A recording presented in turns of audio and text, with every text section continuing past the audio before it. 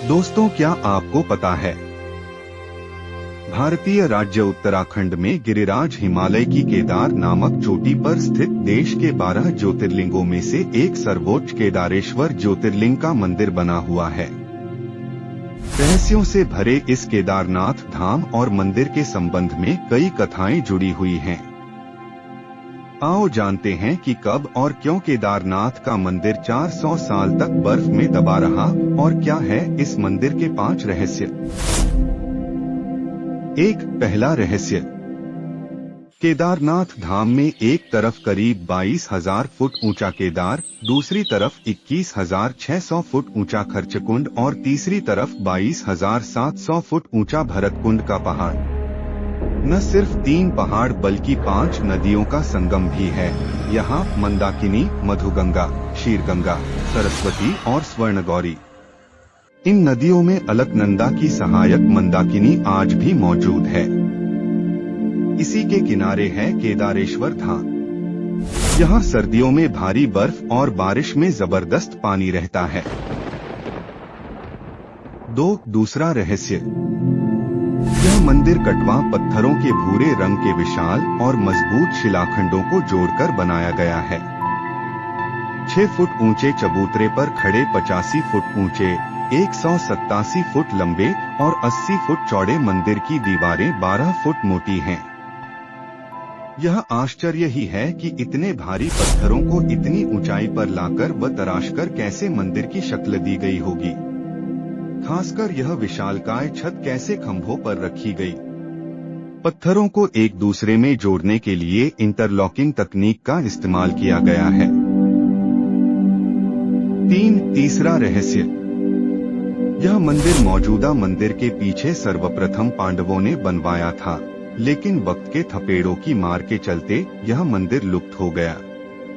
तब इस मंदिर का निर्माण 508 ईसा पूर्व जन्मे और 476 ईसा पूर्व देहत्याग गए आदिशंकराचार्य ने करवाया था।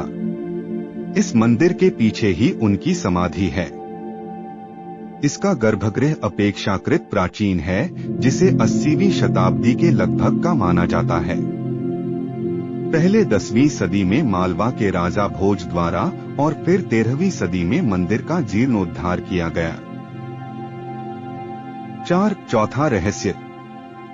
दीपावली महापर्व के दूसरे दिन के दिन शीत ऋतु में मंदिर के द्वार बंद कर दिए जाते हैं। 6 माह तक मंदिर के अंदर दीपक जलता रहता है।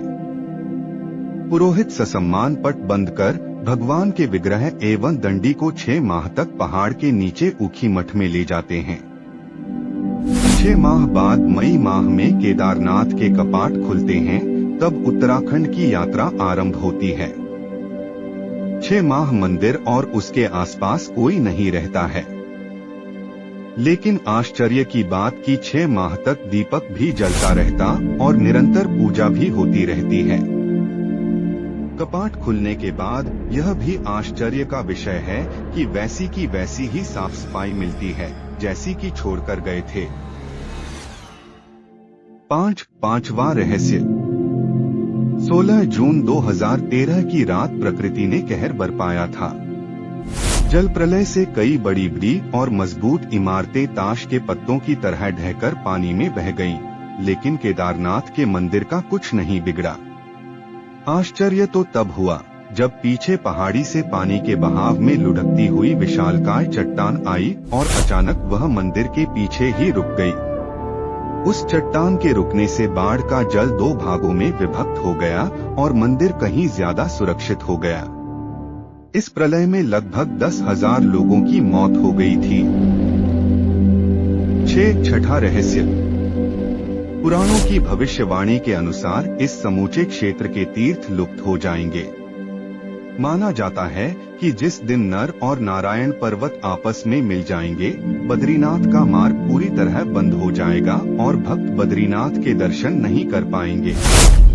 पुराणों के अनुसार वर्तमान बद्रीनाथ धाम और केदारेश्वर धाम लुप्त हो जाएंगे और वर्षों बाद भविष्य में भविष्य बद्री नामक नए तीर्थ का उद्गम होगा। मित्रों, अब जानिए 400 सालों तक कैसे बर्फ में दबा रहा केदारनाथ का मंदिर और जब बर्फ से बाहर निकला तो पूर्णतः सुरक्षित था। देहरादून के वाडिया इंस्टीट्यूट के हिमालयन जियोलॉजिकल वैज्ञानिक विजय जोशी के अनुसार 13वीं से 17वीं शताब्दी तक यानी 400 साल तक एक छोटा हिमयुग आया था जिसमें हिमालय का एक बड़ा क्षेत्र बर्फ के अंदर दब गया था। उसमें यह मंदिर क्षेत्र भी था। वैज्ञानिकों के अनुसार मंदिर की दीवार और पत्थरों पर आज भी इसके निशान देखे जा सकते हैं। दरअसल केदारनाथ का यह इलाका चोराबरी ग्लेशियर का एक हिस्सा है।